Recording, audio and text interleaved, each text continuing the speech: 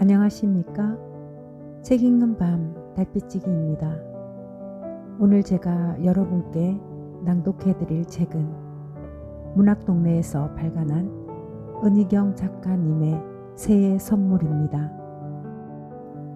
문학평론가이신 류보선님께서 이 소설에 대해서 평가하기를 진이의 성장 과정은 기존의 보편성을 넘어서는 스스로의 지성을 확립하는 단계도 그를 통해 공동체와의 화해를 모색하는 시도도 따르지 않는 성장이다. 다만 어린 시절에 얻은 삶에 대한 소소한 성찰을 진리라 믿으며 그것을 자기 기만과 끝없는 긴장을 통해서 연장해 나가는 성장일 뿐이다.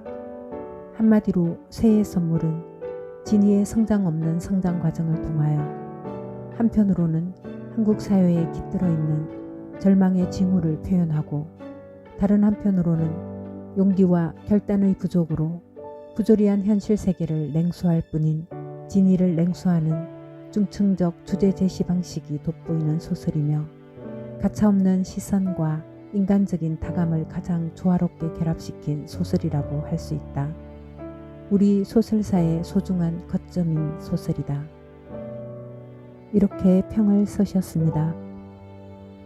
우리에게 너무 잘 알려진 은희경 작가님은요, 1959년 전북 고창에서 태어나 숙명여대 국문과와 연세대 대학원 국문과를 졸업했습니다. 1995년 동아일보 신춘문예에 중편소설 이중주가 당선되어 작품 활동을 시작한 바로 그의 첫 장편 소설인 새해 선물로 문학동네 소설상을 수상했습니다. 1997년 소설집 타인에게 말 걸기로 동서문학상을, 1998년 단편소설 아내의 상자로 유상문학상을, 2000년 단편소설 내가 살았던 집으로 한국소설문학상을 수상하면서 빠른 시간 안에 은희경만의 소설 세계를 구축했습니다.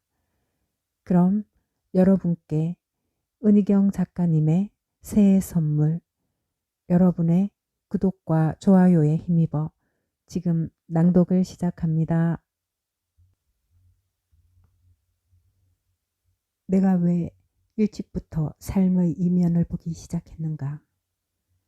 그것은 내 삶이 시작부터 그다지 호의적이지 않았다는 것을 알았기 때문이다. 삶이란 것을 의식할 만큼 성장하자 나는 당황했다. 내가 딛고선 출발선은 아주 불리한 위치였다.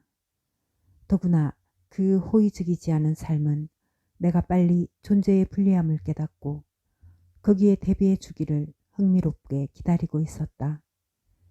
나는 어차피 호의적이지 않은 내 삶에 집착하면 할수록 상처의 내압을 견디지 못하리란 것을 알았다.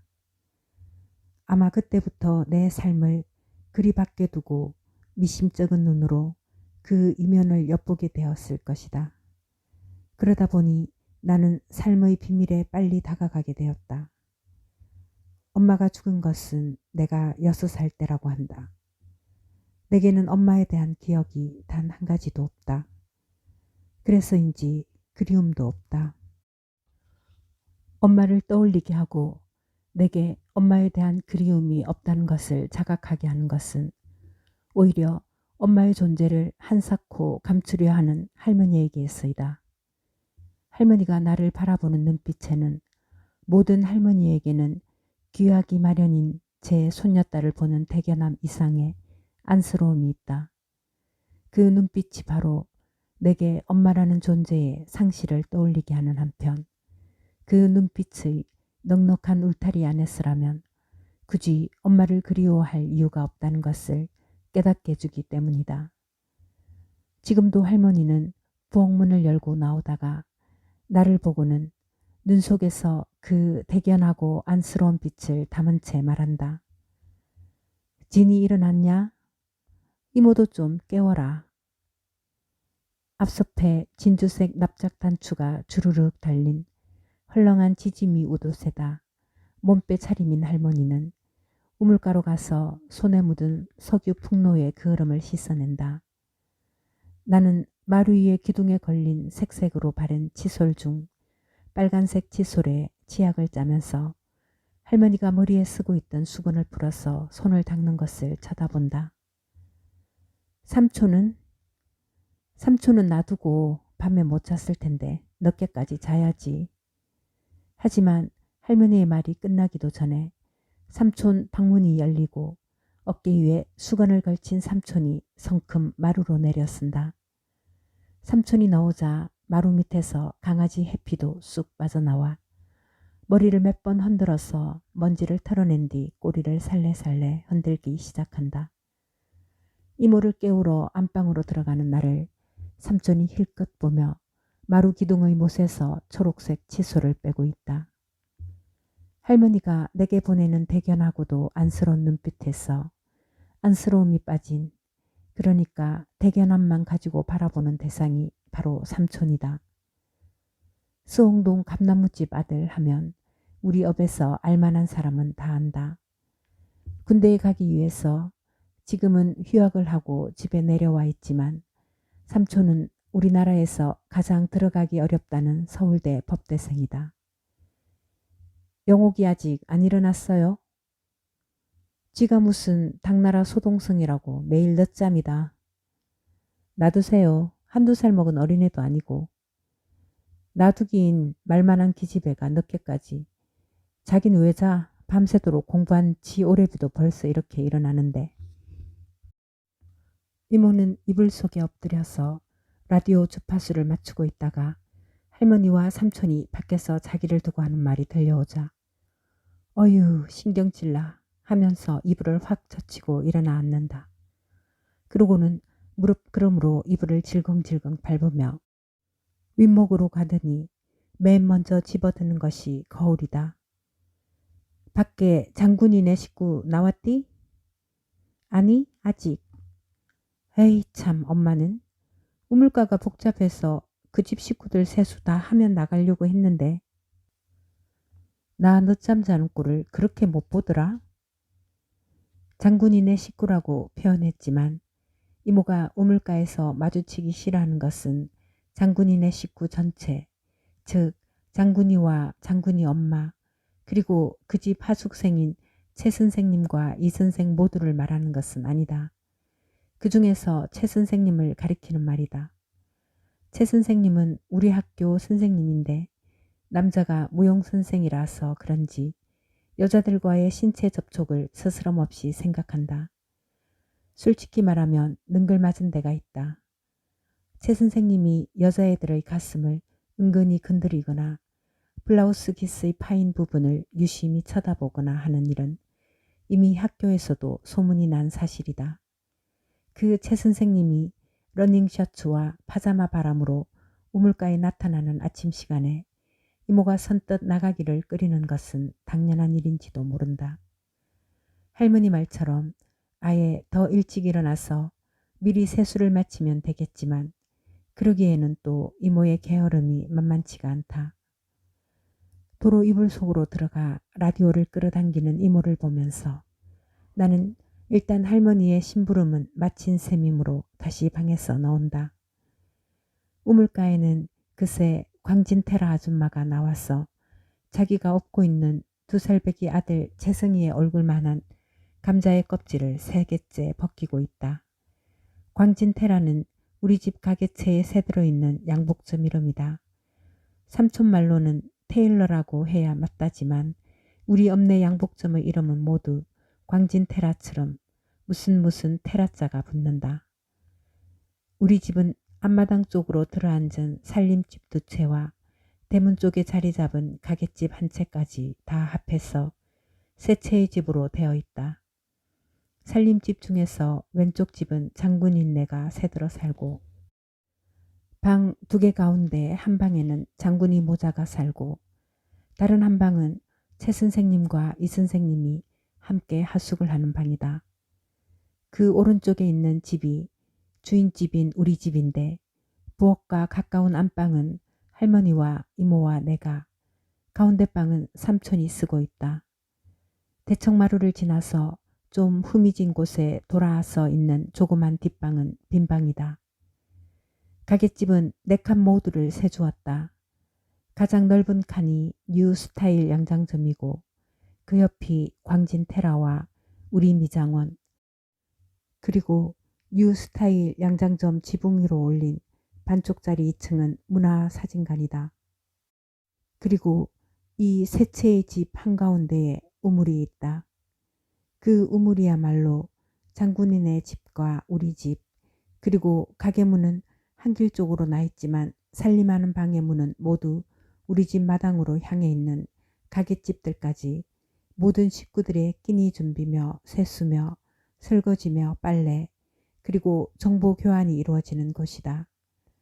위치로 봐서도 컴퍼스로 그리면 꼭 중심이 되는 삶의 구심점이었다. 몇 년 전 바깥채를 헐어버리고 가게집을 새로 들일 때에 인부들이 딜안에 펌프를 하나 설치해 주긴 했지만 우리 집 사람들은 눈에 번연히 보이는 물을 두레박으로 퍼쓰는 것에 익숙해져서 안 보이는 물을 뿜어 올려야 하는 펌프질을 낯설어 했고, 그러다 보니 펌프는 녹이 슬어 쓸 수가 없게 되었던 것이다. 밖에서 들어올 때면 나는 대문을 들어서자마자 습관처럼 우물 쪽을 먼저 쳐다보곤 한다. 집에 사람이 있다면 의뢰 그곳에 있게 마련이므로 그런 것이다. 이따금 우물가에 아무도 없는 것을 보고 마음을 놓았다가 대문 바로 옆에 있는 변소에서 누군가가 불쑥 넣오는 바람에 깜짝 놀라는 일도 있긴 하지만 어쨌든 우물가는 우리 집의 모든 소문과 그리고 비밀의 샘터이기도 했다. 우리 집 어른들은 모두 나를 귀여워한다. 장군이 엄마는 내가 부모 없이 외할머니 밑에서 자라는 것이 불쌍해서라고 하고, 광진테라 아줌마는 언제나 1등을 하기 때문이라고 한다. 문화사진관 아저씨는 인사성이 밝아서 그렇다고 하는가 하면, 또 뉴스타일 양장점의 시다 미스리 언니는 내가 예쁘게 생겼으라고 한다. 하지만 나는 어른들이 나를 귀여워하는 진짜 이유를 알고 있다. 그것은 바로 내가 자기들의 비밀을 알고 있다고 생각하기 때문이다. 비밀을 저당 잡혀 있기 때문에 그들은 나를 귀여워할 수밖에 없다. 나는 사람들의 마음속에 그런 비굴함이 있다는 것을 진작에 알았다. 내가 어른들의 비밀에 쉽게 접근한 것은 바로 어린애이기 때문이다. 정확히 말해서 어린애로 보이기 때문이다. 어른들은 자기들이 다루기 쉽도록 어린애를 그저 어린애로만 보려는 준비가 되어 있기 때문에 어린애로 보이기 위해서는 예쁘다거나 영리하다거나 하는 단순한 특기만으로 충분하다. 나처럼 일찍 세상을 깨친 아이들은 어른들이 바라는 어린이 행세를 진짜 어린이 수준밖에 못 되는 아이들보다 훨씬 더 그럴듯하게 해낸다. 그래서 어른들 비밀의 겉모습은 조금 엿봤을 망정 그 비밀의 본질에 대해서는 아무것도 모르는 척 행동한다. 그것이 어른들을 얼마나 안심시키면서 또한 귀여움을 촉발시키는지 모른다. 비밀이란 심술궂어서 자기를 절대 보이기 싫어하는 것만큼이나 또 누군가에게 공유되어지기를 간청하는 속성이 있기 때문이다. 또 한 가지 내가 어른들의 비밀에 접근하는 방법은 관찰이다. 할머니가 늘 칭찬하는 대로 나는 눈썰미가 있는 데다 내가 본 것들을 내 나름대로 분석하는 데 흥미를 갖고 있다. 이따금 나는 동정심, 의리, 탐욕 등 사람의 마음속을 헝클어 놓는 것들에 대해 실험을 하기도 한다. 이모 같은 만만한 상대나 장군이처럼 내가 하찮게 여기는 동급생들이 주로 대상이 되는데 그런 실험은 내게 어른들의 비밀을 해석하는 통찰력을 길러준다. 어쨌든 내가 이렇게 어른들의 비밀 속에서 삶의 비밀을 캐내는 것은 내 삶을 그리 밖에서 보려는 긴장의 한 방법이다. 내 삶을 그리 밖에 떨어뜨리고 보지 못했다면 나는 자폐를 일으켰을지도 모른다. 내가 8살인가 9살 무렵이었다. 도시에서 왔다는 할머니의 족합할 때는 친척 아주머니 둘이 방 안에서 얘기를 나누고 있다가 내가 들어가자 말을 뚝 멈추었다. 나를 뚫어져라 쳐다보기 위해 그런 것이었다. 마치 진기한 구경을 하듯 한참 나를 요모조모 뜯어보더니 아주머니들은 이런 말을 주고받았다. 얘가 그 앤가 봐요. 그렇죠? 애미가 그랬어도 애는 정신이 온전한가 보죠? 그 병이 내림은 아니거든. 누가 알아요. 언제 어떻게 될지. 아무튼 부모 없는 애 키우느라고 작은 어머니가 고생이구만. 그러게 말이에요. 정신도 성취하는 것을. 동생도 참 어린 것을 갖고 무슨 소리야. 아무리 어려도 저 눈 보니까 귀신이 지키고 있는 것 같아서 어째 등 뒤가 서늘한걸요. 귀신이라니 저의 어미가 얼마나 참했는데. 전쟁통에 실성한 사람 우리가 어디 한둘 봤어? 다 멀쩡했던 사람들이지. 누가 뱃속에서부터 그런 병 지니고 나왔던가? 그냥 실성해 죽은 것도 아니고 제 어미는 목을 맸잖아요. 제 삼촌이 제 누이 시신을 걷어다가 화장했다면서요. 저게 커서 뭐가 될지 알고. 아무튼 나 같으면 손녀 아니라 뭐라도 끄림칙해서 못 키워요. 아이고 그만해 동생. 작은 어머니 들어오실라. 나에게도 귀와 눈이 있다는 것 따위는 전혀 생각할 필요가 없다. 그들은 할머니가 들어오실까봐 바깥 기척에만 신경을 쓰며 내 앞에서는 털어내놓고 그 얘기를 길게 늘어놓았다. 자기들의 얘기를 더욱 실감나고 흥미있는 것으로 만들기 위해서 나라는 물증을 수시로 흘기들기 두드려보고 뒤집어보고 흔들어보면서 그때부터였을 것이다. 내가 남의 시선을 싫어하게 된 것은. 한동안 누가 나를 쳐다보고 수근거리기만 해도 엄마 이야기라고 지레 짐작했으며 남에게 그것을 눈치채이기 싫어서 짐짓 고개를 숙여버리곤 했다. 그러나 바로 그렇게 남에게 관찰당하는 것을 싫어했기 때문에 나는 누구보다 일찍 나를 숨기는 방법을 터득했다. 누가 나를 쳐다보면 나는 먼저 나를 두 개의 나로 분리시킨다. 하나의 나는 내 안에 그대로 있고 진짜 나에게서 갈라져 나간 다른 나로 하여금 내 몸 밖으로 나가 내 역할을 하게 한다. 내 몸 밖을 나간 다른 나는 남들 앞에 노출되어 마치 나인 듯 행동하고 있지만 진짜 나는 몸속에 남아서 몸 밖으로 나간 나를 바라보고 있다. 하나의 나로 하여금 그들이 보고자 하는 나로 행동하게 하고 나머지 하나의 나는 그것을 바라보는 것이다. 그때 나는 남에게 보여지는 나와 나 자신이 바라보는 나로 분리된다. 물론 그 중에서 진짜 나는 보여지는 나가 아니라 바라보는 나이다. 남의 시선으로부터 강요를 당하고 수모를 받는 것은 보여지는 나이므로 바라보는 진짜 나는 상처를 덜 받는다. 이렇게 나를 두 개로 분리시킴으로써 나는 사람들의 눈에 노출되지 않고 나 자신으로 그대로 지켜지는 것이다. 진짜의 나 아닌 다른 나를 만들어 보인다는 점에서 그것이 위선이나 가식일지도 모른다는 생각을 한 적은 있다. 꾸며 보이고 거짓으로 행동하기 때문에 나를 두 개로 분리시키는 일은 나쁜 일인지도 모른다고 생각했던 것이다. 그러나 내가 자기라는 말을 알게 된 뒤부터 그런 의혹은 사라졌다. 나의 분리법은 위선이 아니라 자기였으며 자기는 위선보다 훨씬 복잡한 감정이지만 은밀한 의미에서도 부도덕한 일은 아니었다. 그러므로 이제 내가 아는 어른들의 비밀을 털어놓는 데에 나는 아무런 그리낌도 빚진 마음도 갖고 있지 않다.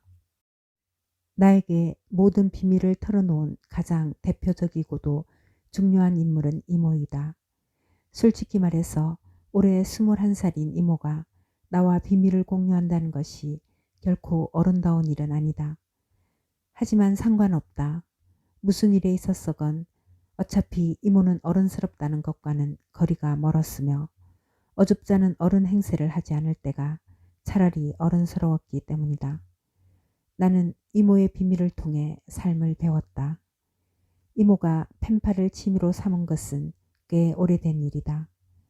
펜팔이란 것이 정숙한 처녀의 행실로는 그다지 어울리지 않는 다소 발랄한 취미였기 때문에 처음 이모가 펜팔을 하게 된 공개적인 동기는 영어 공부를 위해서라고 알려져 있다. 어디까지나 실용 영어를 확실히 공부할 목적이라는 데야 고지식한 할머니도 이모의 해외 펜팔에 강력한 반대 이유를 대지 못했다. 이모의 직업이라고 하는 것이 명색이 영어 과외 선생이었으니 할머니로서는 펜팔이 쓰잘데없는 편지질의 다른 표현이라는 짐작은 있었지만서도 직업적 지평을 넓히겠다는 이모의 기백을 막무가내로 가로막을 수만은 없는 일이었던 것이다. 그 펜팔의 시작은 여간 호들갑스럽지 않았다. 먼저 무슨 국제교류협회인가 하는 회사로 자기 사진과 신청서를 보내야 했다. 그 사진과 신청서를 접수받은 협회는 자체 판단에 따라 조건에 맞는 외국인의 주소를 하나씩 소개해 주었다. 이모는 거기에 보낼 사진을 물론 새로 찍었으며 한 번은 눈이 짝짝이다, 한 번은 너무 촌스럽게 나왔다 하여 두 번이나 다시 찍어달라고 하는가 하면 실물의 특징을 전혀 반영하지 못했다면서 문화사진관 아저씨의 직업적 자존심을 건드리기까지 했다. 그러고 나서 협회로부터 소개받은 주소가 캐나다에 사는 헤럴드 뭐라고 하는 16세 소년의 주소였다. 막상 편지를 쓰려고 하니 생각처럼 쉽지 않았던 모양이었다. 이모는 포켓판 영어 회화책과 사전, 고등학교 때의 영어 참고서까지 사놓고 밤낮도록 끙끙대는가 싶더니 간신히 2장의 편지지를 채웠는데 노력은 쓰고 열매는 달다라고 자기가 쓴 그 편지를 눈앞에 높이 쳐들고 읽어내리는 이모의 목소리는 사뭇 떨렸다. 그날 당장 이모는 영어 과외 교실로 그 편지를 들고 갔다. 학생들에게 독일어는 울고 들어갔다가 웃고 나오고 영어는 웃고 들어갔다가 울고 나온다는 어디선가 주워들은 말을 외국어 학습에 관한 최대의 금언이라기라도 한 것처럼 인용하면서 이모는 이번 경험을 통해 영어가 어렵다는 사실을 새삼 깨달았음을 강조하는 한편 그럼에도 편지를 훌륭하게 완성한 자기의 영어 실력에 대한 감탄을 굳이 숨기려 하지 않았다. 그 편지를 학생들 앞에서 몇 번이나 되풀이하여 읽어주었음은 물론이요. 영어 발음이 좀 되는 학생들의 리딩 연습에 교재로 사용하기도 했다.